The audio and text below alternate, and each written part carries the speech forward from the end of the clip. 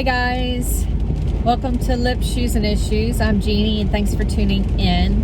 Thought I'd do a car vlog today. It's raining, so sorry about the noise. It's just really dreary, cloudy out. It was supposed to snow. I don't know. I think it snowed in some places in the Northeast, but not here, so that's good. But I wanted to really talk about interstitial cystitis today, because I know I said in my last video I had a bit of a scare a few weeks ago. It ended up being a UTI, not a flare, which is always, I mean, in some cases it's a blessing. For some people it's not, because a UTI can bring on a flare. And with the UTI, you're taking in, strong antibiotics, which is it's a whole other issue when it comes to people with autoimmune, and IC is an autoimmune disease. So in my case, I just make sure I take very strong probiotics with the antibiotic. Prebiotics is a good thing too. And I will take up to like 100 billion cultures. I try to get the really good stuff, the stuff that you have to keep refrigerated, because probiotics is so important when it comes to interstitial cystitis. A lot of people even get relief from that, because you really need to build up that good flora in your intestine, your gut. There's so many, it's such a mystery, interstitial cystitis. Nobody knows the cause, and nobody has a cure, which is a sad thing, because in many cases it's a suicidal disease. You can't,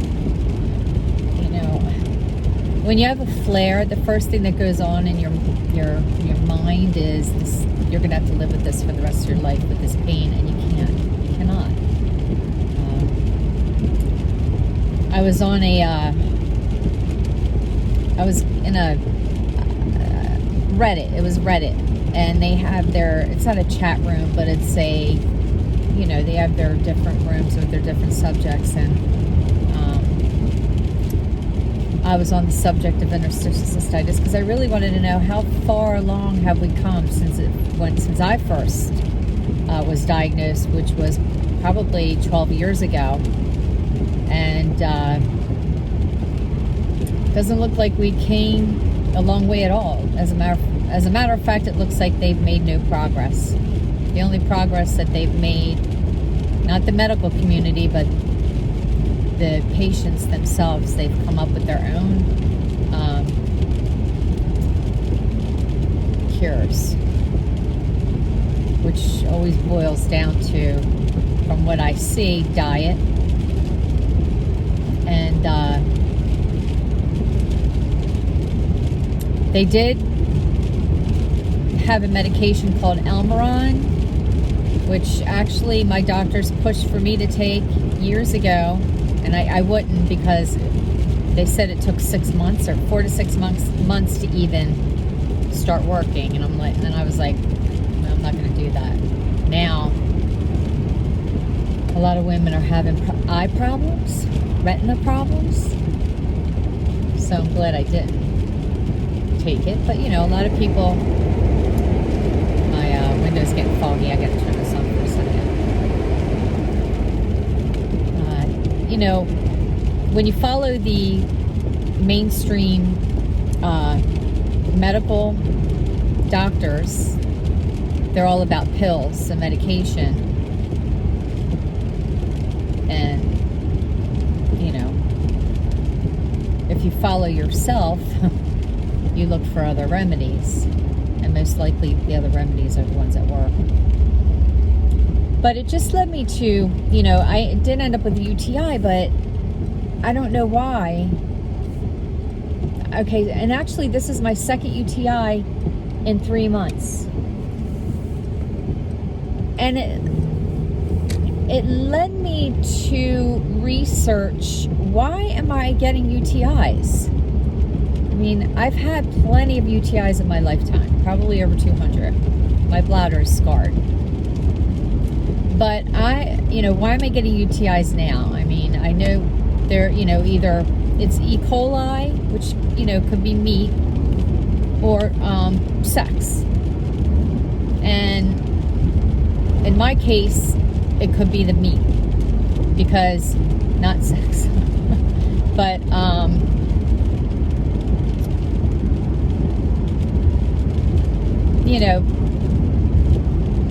for Thanksgiving and the holidays, I really didn't watch what I ate. So I ate turkey, I had oyster stuffing, I was eating. I was just eating food, and I was eating meat, and I was eating gluten, and I was eating things that I really shouldn't be eating. And I have an allergy to almost everything there is on the planet. I have an allergy to nuts, an allergy to chicken, an allergy to gluten, an allergy to dairy, and I was eating all of the above, which really wouldn't lead to a UTI, but it does lead to digestive issues, which does lead to an IC flare, which is why I figured I had an IC flare, but it ended up being a UTI. And I started thinking, okay, there's a lot of people out there that are not susceptible to E. coli and other digestion issues and things that they may eat that may really affect their digestion. I'm not one of those people. I must be susceptible to E. coli. And can I get it from eating meat or, having the turkey or whatever? Yeah. So I'm kind of coming to that conclusion. A little while after I had the UTI and I cleared it up, all I ate was celery and cucumbers. I was afraid to eat. Really, I was afraid to eat anything because the pain is just that scary. So I was eating, celery, cucumbers, and gluten-free bagel with olive oil. That's all I was eating. Then I started adding avocado to the bagel, and that was filling me up a little bit more, but what I was lacking at that point was protein. So you start to feel it when you're lacking protein. You start getting shakes, and you have your low energy. You have very low energy levels. So I had to introduce some sort of protein, and I don't do nuts and I don't do beans. They upset my stomach. And now I'm not doing meat. I'm not doing any meat at all. I've sworn off of meat. And you know what? I'm okay with that because, I've never been a fan of eating warm-blooded animals. It's kind of gross when I say it like that, but I really never have. So I'm giving up meat is really no problem for me. I've done it before. I do eat fish, though. I love fish and cold-blooded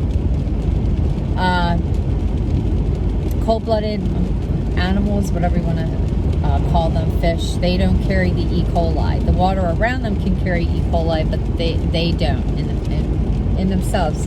E. coli they don't have E. coli in their bodies. So I'm okay with eating fish, and I'm okay with seafood. So I love fish and seafood, so I'm going to eat that, and I'm going to kind of use that as protein.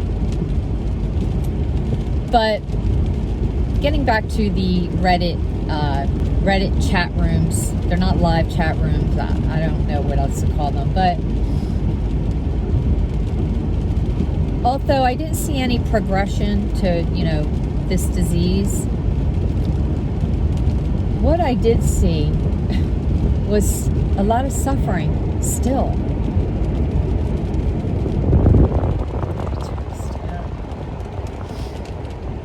I saw a lot of suffering.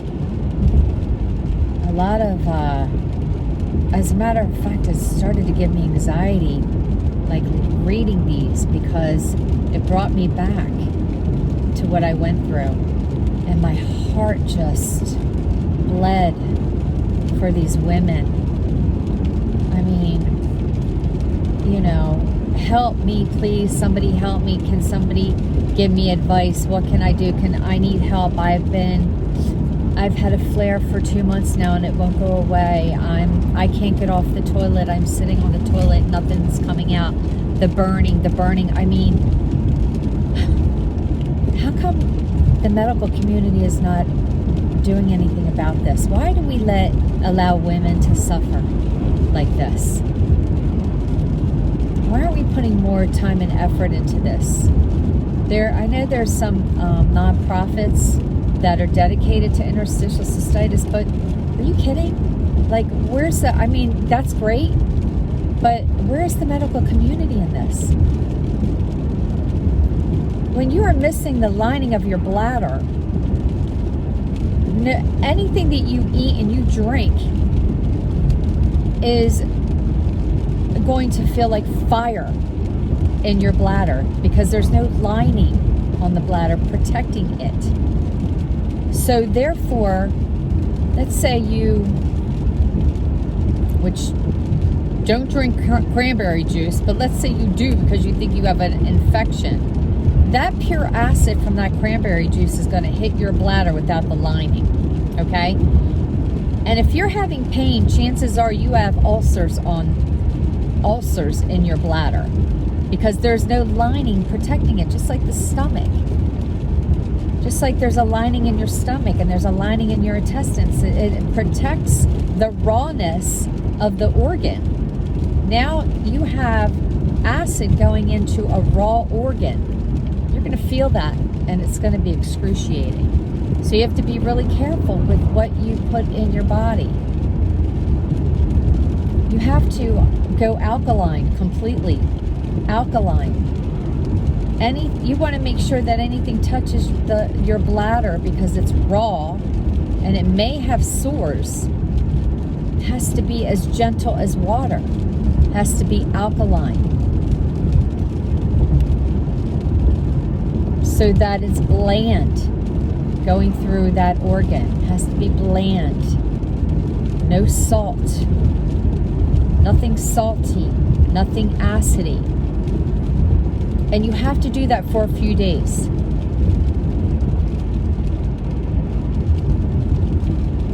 Celery, cucumber, lettuce,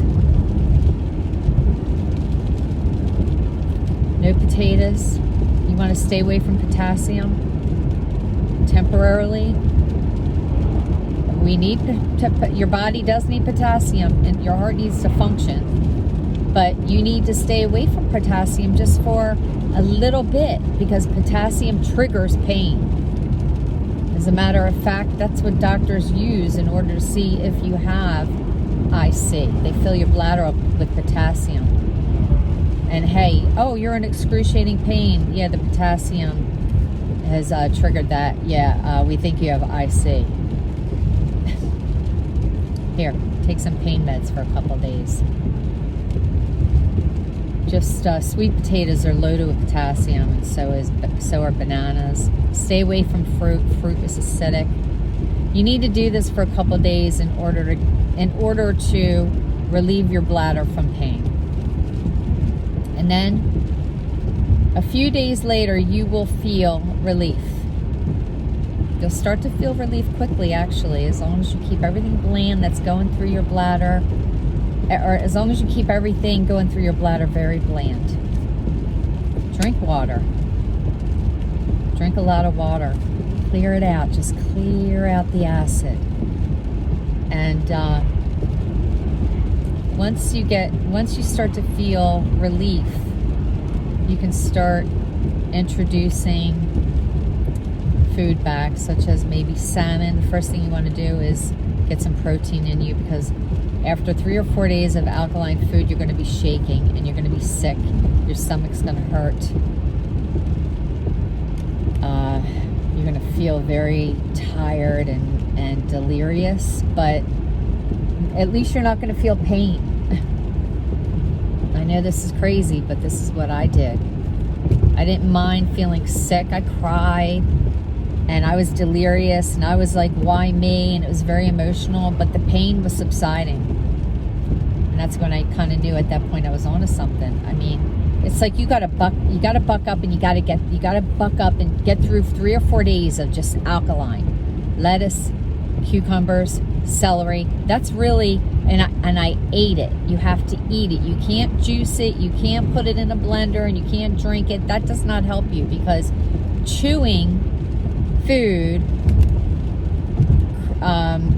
activates enzymes in your saliva, in your esophagus, in your digestive system, in your stomach, and those enzymes also help alkaline food in order to easily digest them. If you juice, and you can juice later, I'm not against juicing, but not at first, because if you juice at first, you miss out on those enzymes, and those enzymes are what you need to help alkalize the food, and it prepares your digestive system, and that's what begins the alkalizing process. So, you know, you have to chew it and chew it and chew it and swallow, and drink some water. Chew it, chew it, chew it, and swallow. Drink some water when you need to drink the water while you're eating. And I don't know, I'm just trying to help anybody that's out there that's going through this, that has a flare, because it's the holidays, it's the end of 2020. This year has been hard. Stress brings on flares, and food. So just, I'm actually hoping to reach some people on that Reddit, because that was very hard to read, knowing that some women are just suffering the way they are. So alkalize. And to me, I'd rather my stomach hurt. I'd rather be shaking, and I'd rather be delirious than have that pain. And just know that you'll get through it. You will get through it. This will get better. It will get better. It will. You just have to you've got to do the due diligence to get yourself back. And right now, so do I. Because once you get through it, you're gonna forget the pain. You're gonna forget all about it, actually, and in some cases you're gonna think you're healed, and maybe you will heal. Who am I to say? You know, who's anybody to say? Who's a doctor to say? Maybe you will heal. But I just think, for me, sometimes my bladder gives me the little messages. You're going too far. I'm here. Remember me. I get those messages from my bladder. Not okay. You know? Yeah, you're overdoing it. I get the messages. Your body gives you messages, and I get those messages. So right now, I'm going to cut out the UTIs. I'm going to find a way to even cut out the UTIs anymore. Like, there's no way E. coli is going to get into my system. It's just not going to happen. That UTI scared me enough to realize, hey,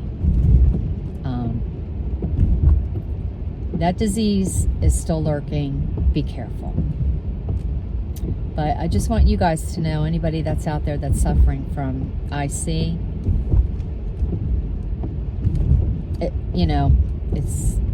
we've had a hard year. We've had a stressful year. And now we're coming up on the holidays. A lot of people can't even have a Christmas because you're out of work. Can't pay your bills. It's hard. And it's hard to tell somebody to lower your stress levels, especially after this year. But do some tapping, YouTube tapping, the tapping solution. Tapping helped me so much, because being in resistance of the pain, which that's automatic. When you have pain, you're in resistance of the pain. Tapping helps you release that resistance.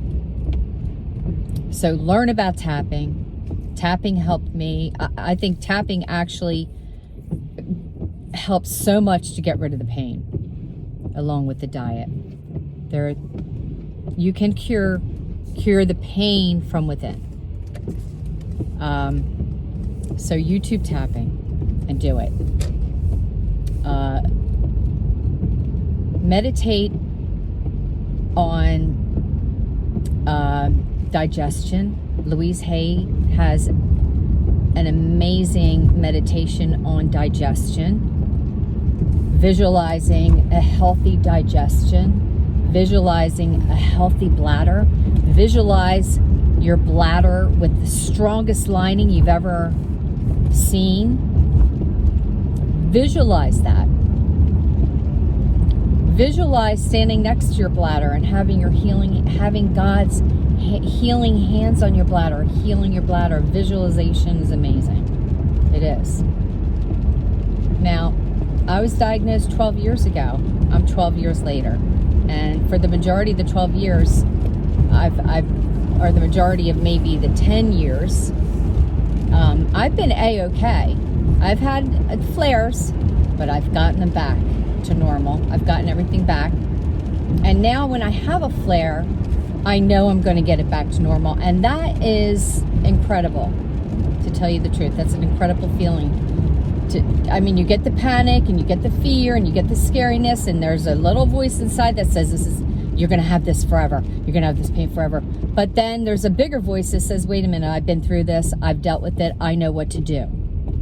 And I do it. And that's huge. That's huge to know deep down inside that you're going to get it back together. And I do come out with a positive. I do think of a positive with this. I lose a couple pounds. So I say, hey, at least I'm going to lose a couple pounds now. I don't know. But you got to think of a positive of some sort. Like, hey, now I'm going to get healthy. Hey, now at the end of this, I'm going to feel better than I ever felt. But anyway, I just want to encourage anybody that's out there that's having a flare, that's feeling hopeless, that you're going to get better. You are. You're going to get better. Alkalize, though. Just alkalize. Alkalize and have faith. Tap, meditate, and visualize. And if any of you have any questions or comments or want to talk about it, let's open up the conversation. Please comment below. Been there. I've been there. I've been there. I love you guys. I want to send you so much love and so much healing, and I will talk to y'all soon.